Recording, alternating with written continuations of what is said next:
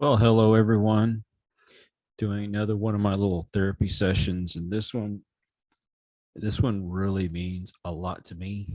It may not mean a lot to anybody else out there other than my family and some friends, but my grandmother, bless her heart, 96 years old. She's lived the last few years with a form of dementia. Granted, she lived a long life. She did a lot of great things in her life. She took on a lot of burdens and she finally passed. And I know, and I've heard everything. It sounds so cliche, but I can't be selfish. I have to let her go. She's not suffering anymore. I mean, she was on hospice. She was getting pumped full of drugs, didn't know anything, basically, not where she was at and who most people were.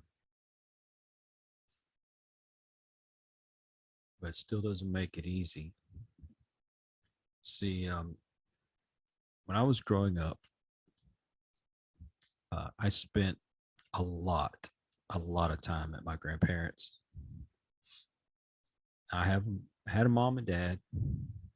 My dad's passed on, but my mom's still here. And I know they love me and I love them. And it's not that grandma was taking the place of my mother, but she taught me a lot. Even if she wasn't outright trying to teach me a lesson per se, I learned a lot from her. Now, she used to sew and she would make some of the most wonderful things. I got all kinds of quilts and little stuffed animals and things like that. And, if I had a stuffed animal that got tore or something, she would patch it up. And I remember putting patches on my jeans when I get holes in the knees. She bandaged me up when I had my little cuts and scrapes, and she put other little, like the Campo Finique, if anybody remembers that. She'd put that on my little bug bites and stuff. And I remember when I would get like a cold or something like that, she used to rub Vicks Vapor rub on my chest, and then it got to where I thought that was what I was supposed to get before I went to bed. So she used to do that for me. She'd rub it on my chest, even if I didn't need it. I got the Vicks Vapor Rub, and I always felt safe there. I always felt very loved there. Grandma got up early every morning and she made us breakfast. My favorite breakfast was the pan sausage with biscuits and gravy. Of course, like clockwork, lunch would be on the table, supper would be on the table. She cooked, she cleaned. My grandfather, back I believe it was in 1965, he was in an accident in his job, broke his back, and was basically paralyzed from the waist down. You know, um, don't mean to sound gross, but he had to wear a catheter, things like that. Didn't have the feelings in his legs. I still remember he'd always have a cat, and the cats would get in his lap and they would claw his leg, and he didn't feel it. I mean, he'd get scratched up, whatever, but he didn't feel it. And somebody in his condition, I would have guessed would never been able to walk again, but he taught himself how to walk. But there was still things that Grandpa couldn't do, even though he tried. But Grandma was always there. She helped clean him up. She made sure that he got all of his medications, and when he needed to drink his water, he got his water. If he wanted coffee in the afternoon, he got coffee in the afternoon as well as at breakfast. She did everything for him. She did everything for us kids. I mean, being that I was there the most, I got most of the loving. She would sometimes sit in the window thinking I didn't know she was there, but she'd watch me shoot baskets in the driveway because Grandpa put up a basketball hoop for me. And when I was there, I liked to play my country music. I didn't want to bombard them with my heavy metal and rock and roll. So, but it was stuff like, Hank Williams Jr., what have you. And I knew all those songs by heart. So I'd be out there shooting baskets and I'd be singing. So I'd come in and Grandma would tell me, I heard you out there singing. She says, you sing so beautifully. Of course, Grandma's going to tell you that. I don't think I can carry a tune in a bucket, but still, she was my biggest cheerleader. She always encouraged me to get good grades and to always learn. I mean, she was read to me. She'd help me do math. I learned a lot of stuff, and I wouldn't have gotten as far in school as I did, I think, if it hadn't been for my grandmother. You know, I'd sit here and I'll tell you stories about Grandpa too, but this is all about Grandma right now. And they were looking for somebody to conduct the funeral. And little known fact, about 25 years ago, I believe. I'm older than you think I am. But anyway, about 25 years ago, I had been preaching and then I had a falling out, kind of lost my way, and I got away from the preaching. Over over the last 7 years, I mean, I hadn't really been preaching, but I have been doing weddings, and I haven't done a funeral yet. But I went ahead and I volunteered to do the funeral, and I've noticed that a lot of those emotions and ideas that I used to get before I'd preach, it started coming back. So I have a message that I am going to preach at the funeral. And I think it's something that Grandma would want me to talk about. I'm not going to do the sermon here, but I wrote down some stuff that I wanted to share with everyone. This was my grandma. And this is from my perspective. I'm not going to pretend to see the perspective from my cousins or my aunts, uncles, great uncles, any other part of the family or any other friends. This is my perspective. This is what Grandma was to me. I hope you'll take the time to listen because I feel like I need to get this out and I want everyone to know who my grandma was. This is very short. And I hope that this conveys the message. Now let me get on with it because I could sit here and I could ramble all day long, but I'm gonna have to put my cheaters on. Where did I put them? Did I put my glasses? Gotta edit that out.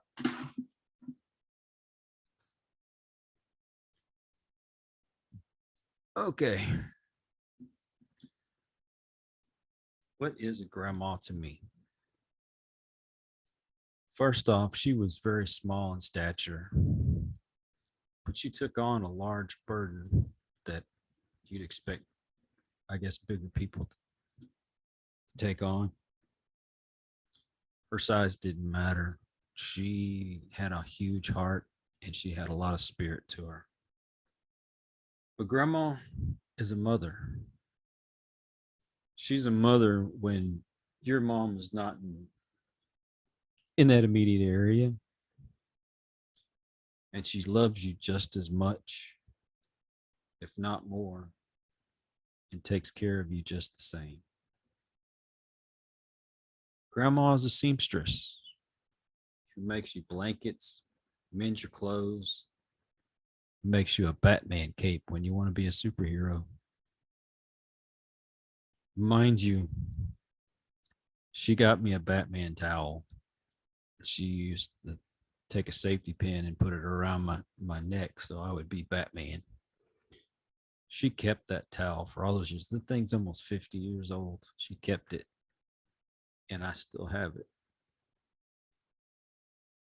Grandma is a chef. She cooks. She cooks you fried chicken, mashed potatoes, biscuits, and gravy. She makes you pies and cakes and all those goodies. She likes to fatten you up. Grandma's a disciplinarian. She can hurt you with a disappointed look more than with a paddle or a leather strap. Believe me, I'd have rather got the paddling, the whooping. I mean, take a limb off the tree and whoop me with it than for her to look at me disappointed because that broke my heart. Grandma is a teacher. She teaches you not only academics like reading and math and arithmetic, but life lessons as well. Grandma's a doctor. She puts on monkey blood and band-aids when you get cuts and scrapes, puts campho-phenique when you get bug bites, and rubs Vicks on your chest so you can breathe easier. Grandma is a caregiver. We took care of your mother first, took care of you, and even took care of my kids. She took care of a husband that had a disabling injury, did this for decades, and never once did I ever hear her complain. Grandma stole your heart. It is your heart. She saw so many good times and bad times for over 9 decades. Grandma was all these things and more, much more. I wished you could know who my grandma was. I wished you had met her. She had such a loving heart. You know, my grandparents, they grew up during times of depression, war. Then they seen World War II, Korean War, Vietnam War, Gulf War, all this other stuff that's going on. They went through some hard times, and I used to wonder, why does grandma save all these things? I mean, aluminum tins that pot pies came in. She used them for all kinds of things. She used to save plastic containers. I mean, you look in the refrigerator and you had to look underneath every one of these lids of Cool Whip to see what was really in it. She never wasted food. She'd make these great big meals, and then she would cook the leftovers, or she'd find a way to make something else out of them. Every holiday she cooked. She cooked the turkeys and all the trimmings. Christmas would be like hams, and she'd made corn pies and chocolate pies, apple pies. I mean, you name it, she cooked it. And she cooked for all of us. And every holiday we were there. I never missed a holiday. All these years, I was always there for a holiday. Even when I moved off here to Austin, we still would go down for the holidays. And I worry that now they're gone. Is my family going to not get together like they used to because grandma's not there anymore? Only time grandma ever upset me was when she would stare at me with that disappointing look instead of whooping my butt, because I'd have much rather had the butt whooping. She upset me when she got sick because that wasn't my grandma anymore. I mean, it was my grandma, but that was not that strong woman that I was used to. She upset me when she passed because I'm I'm selfish. I was hoping that I was going to pass first because I couldn't handle it. And I'm trying my best. I have cried for the last few days. The first time I heard, I guess it was such a shock. And then took a couple of days for it to sink in because the family's trying to get people from out of state to come here. They all decided they were going to wait until this Friday. So we're going to make the trip.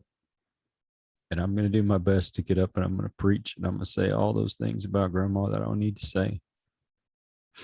Now, forgive me for shedding a few tears, but these things, it really hurts me because I'm selfish. I want my grandma back. I want to be a little kid again. I want to be there when she would sit and read to me or sit there and watch Sesame Street with me and all these other things. And I was watch cartoons in the afternoon. She'd bring me little snacks. When I'd have a great report card, she used to buy me all kinds of silly things. And one year she bought me comic books.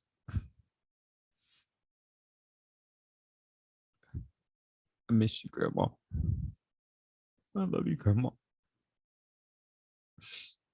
I'm sorry I'm selfish. I know you wanted to be with Grandpa. And I know you didn't want to hurt anymore. I'll see you again one day. Forgive me. If you endured this and you listened all the way through. Her name was Florence Bernice Compton. One of the greatest women I've ever known in my life.